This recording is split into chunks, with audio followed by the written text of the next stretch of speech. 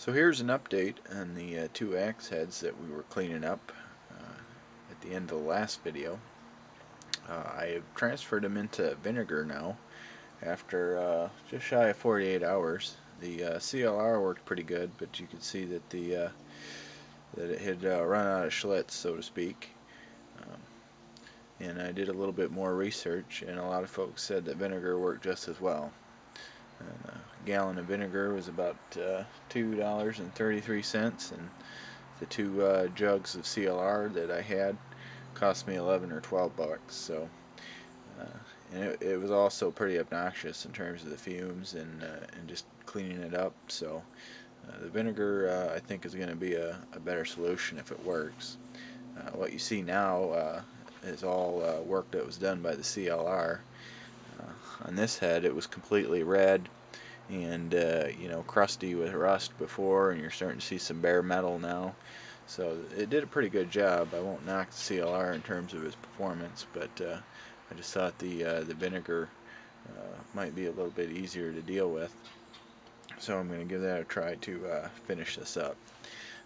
On the Grant's gold label axe, it's pretty much cleaned up. There's a little bit of surface rust left. There was a lot of, I guess, paint on it. It looked like, that it was kind of rust or maybe patinaed, but it was actually paint. So it was kind of a black with gold flecks in it. So maybe there was some primer underneath it, and maybe it was actually painted gold before. But most of that paint is off there now. We're down to bare metal. One of the interesting things I've noticed about this process is that the hardened area of the bit turns black, so you can kind of see it's distinctive. I had seen other heads like that, and I just thought that they were painted or something. Turns out, I think that they had just been cleaned up in some kind of acid bath to take the rust off, and the harder metal is turning into a black oxide, I guess. It's getting a black oxide finish there. So we'll give it a couple more days. It's going to take a little while on this one. That's the True Temper Kelly Perfect Big 5-pounder. So we'll give it a couple more days, and I think they'll look as good as new. So the other thing I wanted to do on this video was go through my toolbox and kind of show you what the tools of the trade are as far as working on axes goes. I'll just pull it over here. I've got everything pretty much just stuffed in a box, for lack of a better place to put it right now. I used to have a garage and a workbench, and I could spread all my tools out, but right now I'm living in an apartment, so I've had to modify my modus operandi, if you will. It's nice to have a workbench and a vise and all that, but everything I'm going to show you in these series of videos can be done just about anywhere. I do all my work out on the patio of my apartment, so we won't need anything too extensive as far as space and tools go. All hand tools is what we're going to need. Let me go through all the files that I've got here. This is kind of the key tool for me. This is a Farrier's rasp. When I first bought it, I didn't know what it was. I just thought it was a wood rasp, but it turns out it's a Farrier's rasp. It's for taking care of horse hooves, for filing those down and doing horseshoeing and whatnot. But it works great on hickory handles, and it bites real fast. It cuts through wood quick. You got to be careful, or you'll thin the handle down to nothing in no time. But several other folks I talked to, it turns out, use these too, and so you might want to look for one. They're expensive. I think this was 30 or 35 bucks, but it'll last a long time. And it's got a real aggressive side, and it's got kind of a finer side to it. So I recommend you pick up, at least some kind of rasp if you're going to shape the handles. Got it handled here. I'll just get that out of the way. Got several different types of files. I've got a regular single cut mill bastard. I've got a half round double cut file. The double cut goes through metal quite a bit faster than the single cut does. difference is the single cut is only got you know, it's only sharpened in one direction, whereas the double cut is sharpened in two different directions, so it's got a little bit more aggressive grind to the teeth on it. And this one, I put some gaffer's tape on the end of it, and I'll show you why when we get to the part where we sharpen an axe, but it just allows you to work the rasp without cutting into your hand, and it allows you to kind of control where the file is going to bite into the metal. Keeps you from scratching up the whole head. Here I've just got a larger single cut file. This is got a little bit more aggressive grind to the teeth on it. It'll be a little bit easier on your larger axes to get those cleaned up good. You're going to want some kind of hammer. This is a 3-pound sledge. You know, a 2 or 3 pound sledge is probably ideal for this work. You're going to need some kind of saw. I've got a coping saw here. I've got a Baco Laplander. I use different saws depending on what I'm doing. The Baco probably works better for extending the wedge kerf and the handle.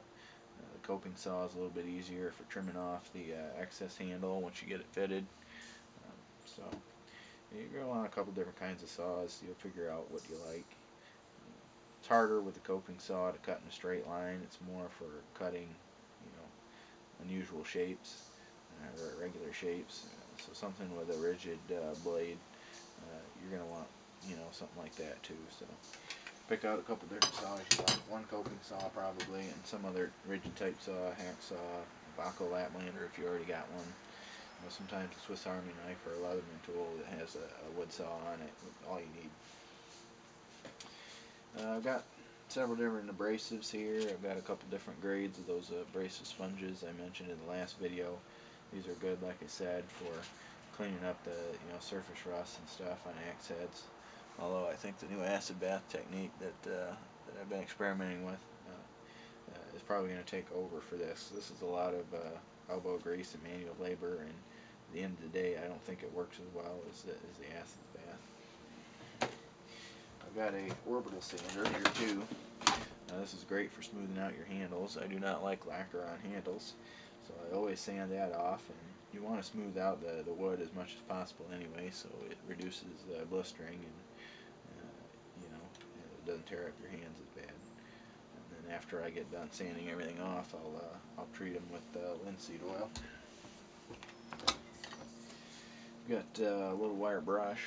I like the small one like this because it allows you to get in to the eye of an axe head, like so, and work that rust out of there. Sometimes there's wood chips and stuff that get left over in there, so get yourself a little wire brush. Got a wood chisel here, and I use this one exclusively for working on axes because I'm a little bit hard on it. What I'll do is I'll take this to trim off any excess wood that mushrooms out as I'm anchoring the handle onto the head. So this gets a little bit of metal on metal contact, and I just sharpen it every once in a while to keep it serviceable. But I find this real handy. You could use, you know, an old knife or something that you didn't care about, or a utility knife. A lot of different things I guess you could use for it, but you'll see how I employ this when we get to actually hanging an axe. I got a cordless drill here and a set of drill bits. That makes it handy to get the old wood out of the eyes. And I also, on a lot of axes and hatchets, will put a lanyard hole. If you're going to do lanyard holes, I recommend you get you know, a wood bit like this. This one's a 3/8 diameter wood bit. That's about the right size, I think, for a lanyard hole. And I'll show you a technique for doing a good clean lanyard hole. You use the regular, you know, all-purpose bits like these ones. You're not going to get a real clean hole. You know, if you're not particular, then that's fine. But if you want it to look nice, you're going to want one of these wood bits. So when we're through hanging the axe, we got it sanded down, we're ready to linseed oil it. Just before we put the linseed oil on, I'll bore a lanyard hole and show you how I do that. I have some sandpaper for the orbital sander. It's a good idea. Got a file card here.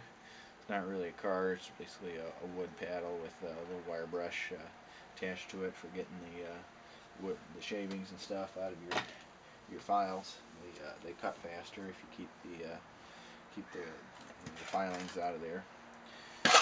Got a can full of different sized wedges, both wood and metal. I just convenient to throw them in this can. I'll fit in there good. Got some paint stripper. Some of your heads come with paint or whatever on them. I bought this when I got those Swedish axes from Sportsman's Guide. It stripped all that OD green paint off them. Poured some of this in a Ziploc bag and dropped the head in there and let it sit for a couple days, and the paint just rubbed right off. Some rags. You'll want some rags to wipe oil and stuff or grease off heads or what have you. And that about covers it for tools. I think with the tools I just showed you, it sounds like quite a lot. You could probably get by with less, but if you're going to be serious about the hobby, you're going to want most of the stuff to do your axe restoration work and hang and sharpen your axes. So if you got any questions about tools or what stuff might be suitable, let me know on the forum or comment on this video, and we'll get them answered for you. Alright, next time we'll get these out of the acid bath here and show you what the final product is, and we might start working on an axe handle to get it prepped up for hanging. Okay, take care now.